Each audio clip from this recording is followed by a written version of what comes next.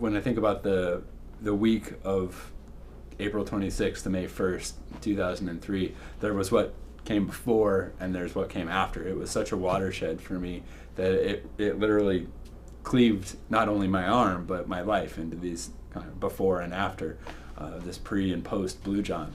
That I walked into that canyon not only with two hands but just as an adventure out on a day trip for kind of a vacation of sorts. And midway through this hike that was pretty low-key for the kinds of things that I was doing at that time in my life, I got to a drop-off in this slot canyon in the middle of a very remote desert in southern Utah, and I dislodged a boulder.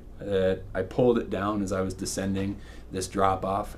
The boulder fell from my head as I was now underneath it, and as I put my hands up to try to block it from crashing into my skull, that my hands, one got smashed, and then as the boulder ricocheted, my right hand became trapped by this rock as it slammed into a new spot between these very narrow walls. So this like bus tire sized boulder now was trapping me in a 50-foot deep slot canyon, 5 miles from the nearest dirt road and hours from a phone or pavement or running water or help.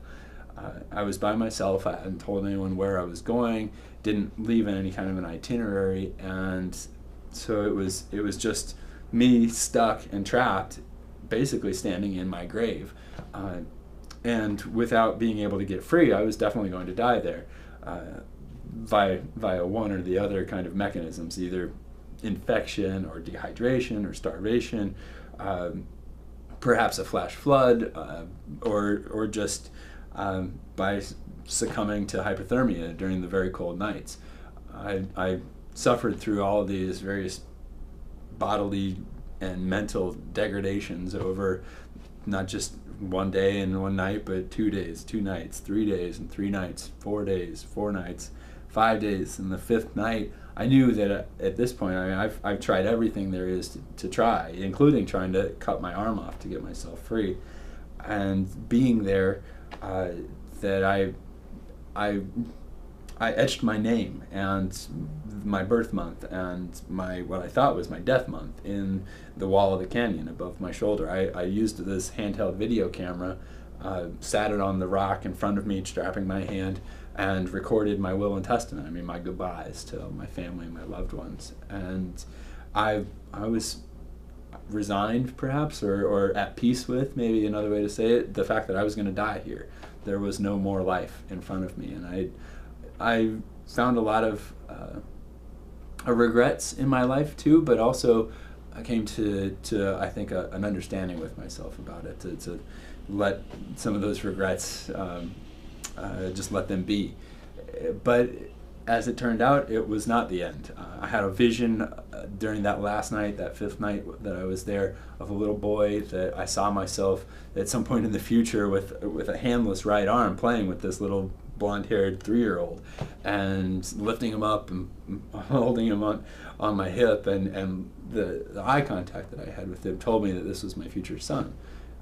And if I was to have a future son, then that meant I was going to have a future. I was going to get out of this place. A few hours later, the sun came up yet again on my 6th day in the canyon, but this time with this renewed hope that I would get out of there. I actually fell into a rage of sorts. I lost control of what had previously been a very controlled experience for me, and in this rage I felt my bones bend, and as they bent I realized that I might actually be able to break the bones, and if I could break them I might be able to then use the knife, which was too dull to cut through the bones, but to use that just on the soft tissues.